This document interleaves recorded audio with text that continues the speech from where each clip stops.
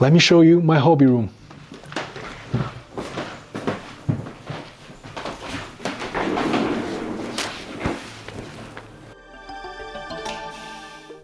Hi, it's Brian here. We all know it's a rare scene to have such a tidy and clean workspace as a modeler. So before I mess it up again, let me show you my whole setup and show you some of my favorite tools and accessories around this workspace.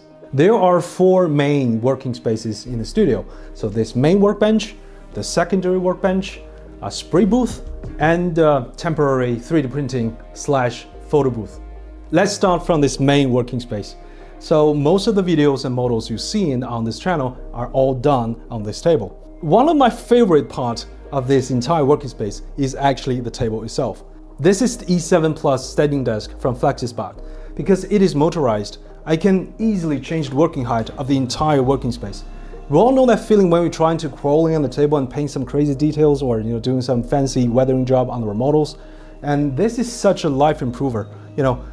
Now I can just change this height and save my back and neck, which is just fantastic. Also, because this is a full leg version, this is so much more stable compared to my previous one. Speaking of accessories, this is one of my favorite, the pegboard from IKEA. As you can see, I have a lot of this DIY bottle holders and some shelving units on the pegboards. And the best thing about them is they can actually clamp onto your table. So when I do this, up and down movement, they can move along with the table, which is essential. Speaking of lighting setup, when I don't need a lot of fancy light for video shootings, I mainly use this lamp. It's the R9 from Redgrass. So the good thing about this, firstly, is this has an incredibly long reach. So my table is relatively big. It's 1.6 meters long. So as you can see, it can go all the way to the center. Secondly, it has some of the best articulations I've seen on the lamp, so I can really choose how to point the light.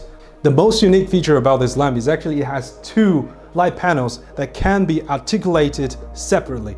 So you can change the angle as you wish, and sometimes you can go like this to increase the light intensity. There are some other bits and pieces around this table. For example, I have a big panel light here, has some microphones, and also we made some DIY little drawers underneath the table to store some of the tools to keep it organized. As you can see, there are 2 printers here. On the left is the CR10 from Creality, which is also my first ever 3D printer I purchased back in 2017. And on the right is the new K1C that Creality sent me for testing. It is just remarkable to see how time changes and how technology advances in 3D printing. So for the same file, on the CR10 it takes around 6 hours and 40 minutes, and on this K1C only takes around 1 hour and 40 minutes, which is crazy. And you can see how fast it is moving. Actually, it's kind of scary. Moving on to the next workspace, which is this beautiful spray booth that I made almost a year ago. I think the best feature about this spray booth is I have this frame where I can mount a lot of different accessories. For example, the light, the monitor, and also because it is big enough, I can mount another paint rack on top of it so I can get more paint more easily. And on the right side of it is the paint wall where I store a lot of my paints. You can pause if you want to see what's actually I'm using. So these airbrushes are connecting to a air compressor underneath of the table, which is the Iwata PowerJet Pro. I've been using it for almost 5-6 years and never gave me a hiccup. Really reliable. On the left side of the spray booth is my collection of airbrushes. They are all my daily drivers because I have a habit of using different type of paint with different airbrushes to maintain their optimal performance.